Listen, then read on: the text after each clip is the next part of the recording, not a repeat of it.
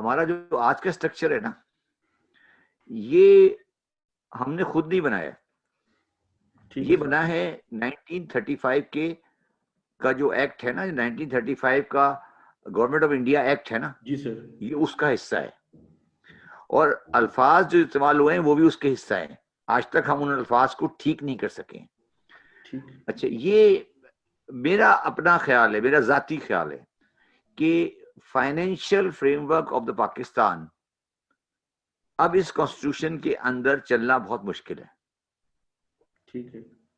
मैं ये नहीं कह रहा कि कॉन्स्टिट्यूशन चलना मुश्किल है, फाइनेंशियल फ्रेमवर्क का जो स्ट्रक्चर है वो नहीं चल सकता इस सिस्टम में। अगर आप सर्विसेज और गुड्स का सेल टैक्स अलग अलग रखते हैं तो आइंदा आने वाले दिनों में सर्विस और गुड्स का डिस्टिंक्शन कोई माई का लाल नहीं कर सकेगा। डेफिनेशन पे प्रॉब्लम होगी सर? नहीं, अब गुड्स क्या है, सर्विस क्या है? जी सर। देखिए ना, अब जो सॉफ्टवेयर है गुड्स है, सर्विस है, क्या सर्विस है? जो करीम है वो सर्विस है, गुड्स है, क्या है? तो ये बड़ा मुश्किल लाइन ड्रॉ करने जा रहे हैं हम लोग कि क्या गुड्स है और क्या सर्विस है। ये जो कहानी हमने बनाई हुई है ना, ये कहानी चलने वाली नहीं है और आपको इसको एक जगह पे लाना समेटना पड़ेगा और ये चीजें सब आपको लाइन पे लानी पड़ेंगी। बैंकिंग सर्विस है, इंश्योरेंस है, अब इंश्योरेंस और बैंकिंग आगे जमाने में जाके क्या रहेगी, ये बड़ी एक तो पाकिस्तान में आपको framework for the right of taxation by the federation and the provinces को रीडू करना पड़ेगा। ठीक है, रीडू करना पड़ेगा। और एग्रीकल्चरल इनकम टैक्स जो है, जो प्रोविंशियल सब्जेक्ट है, वो नहीं रह सकता प्रोविंशियल सब्जेक्ट, इसको आपको सेंटर में लाना पड़ेगा। और जो सिमिलरली जो सर्विसेज हैं उसको चेंज करना पड़ेगा। ये मतलब एक बिल्कुल रीडू करने वाली बातें हैं जो कि हमें होने वाली है। मगर अगर आप मुझसे पूछते हो ना कि पाकिस्तान में टैक्सेशन पे क्या करें, तो मैं इस पे बड़ा मुख्तलिफ जवाब देता हूँ। तुमने परसों का अखबार पढ़ा हो बिजनेस रिकॉर्डर, तो उसमें लिखा हुआ था कि जो सर्कुलर डेट है उसका अमाउंट हो गया है 2.4 ट्रिलियन। जी सर। ठीक है। अच्छा, ये सर्कुलर डेट क्यों है?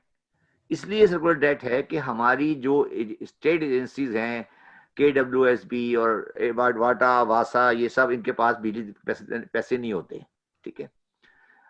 हमें हमारी कंट्री के अंदर जो म्यूनिसिपल टैक्सेस हैं, मतलब ये सड़क बनाना, ये फुटपाथ बनाना, स्कूल बनाना, ये सारे पैसे आप फेडरल गवर्नमेंट के टैक्सेस से नहीं लेते, ना ये प्रोविंशियल टैक्सेस से लेते हैं। ये सारे पैसे दुनिया में म्यूनिसिपल अथॉरिटी कलेक्ट करती हैं और म्यूनिसिपल अथॉरिटी ही रिसीव करती हैं। ये नहीं हो सकता कि मैं सारा सिंध का पैसा लेकर आऊं और फिर कराची से कलेक्ट करूं और जाके मैं दादू में और लड़काना में स्कूल बना दूं। ये नहीं हो सकता। आपको म्यूनिसिपल टैक्सेस को लाना पड़ेगा, उनको सही करना पड़ेगा और जो फेडरल टैक्सेस हैं इन्हें कम करना पड़ेगा। ये जो आपका सिस्टम है ये लॉन्ग रन में चलने वाला नहीं है, ये ऑब्सलीट हो चुका है। और ये नेशनल आप बना भी दें नेशनल रेवेन्यू अथॉरिटी, उसका कोई फायदा नहीं है जब तक आप फंडामेंटल ऑफ द कॉन्स्टिट्यूशन इस मैटर पे चेंज नहीं करेंगे। देखिए,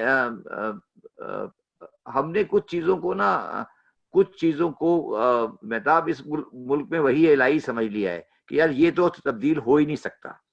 फॉर एग्जाम्पल, हमने कहा नहीं हो सकता, हमने कहा कालाबाग डैम पे दोबारा बात नहीं हो सकती। तो हमने ये इस तरह से कंट्री नहीं चलते ना जी।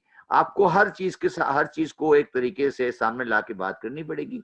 और ये मैं समझता हूँ कि टैक्सेशन ऑन इनकम, चाहे वो इनकम हो, फेडरल गवर्नमेंट का राइट है।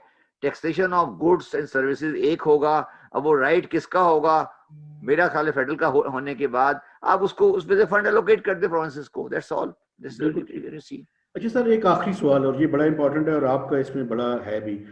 ये सर OECD का जो मैकेनिज्म तय हुआ था और ये जो फॉरेन एसेट्स हैं और फॉरेन इनकम है, ये सर हम कैसे जो है वो इसको प्रॉपरली, और OECD के मैकेनिज्म के तहत जो इंफॉर्मेशन आनी शुरू हुई थी वो कैसे हम उसको इस्तेमाल कर सकते हैं, और जो फीरा और बाकी कवानीन है उनमें किस तरह की चेंजेस लाई जाए कि जिसके नतीजे में हम अपनी टैक्सेशन के जो इश्यूज हैं उनको रिजॉल्व कर लें। देखिए, इस पे तो एक अलग पूरा प्रोग्राम होना चाहिए। देखिए, एक तो एक लफ्ज है पाकिस्तान में मनी लॉन्ड्रिंग। जी सर।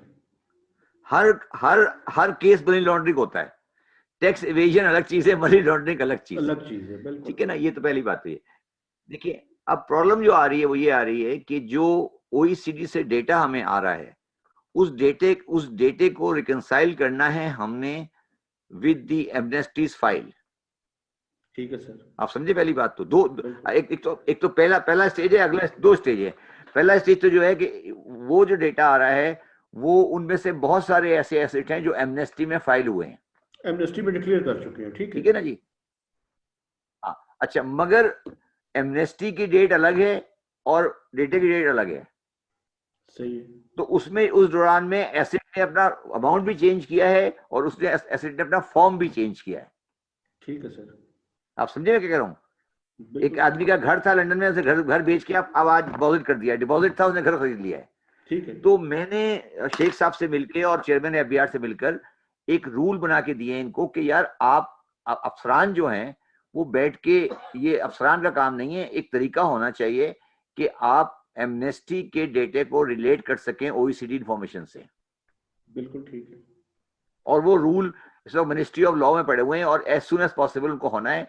उसके बगैर आप कोई काम आगे 1 इंच भी आगे बढ़ ही नहीं सकते। क्योंकि आप कह रहे हैं कि नहीं पैसे मेरे पास, मैं कह रहा हूं मेरे पास 500 करोड़ रुपए पड़ा, 500 करोड़ पड़ा हुआ है मेरे पास कैश में।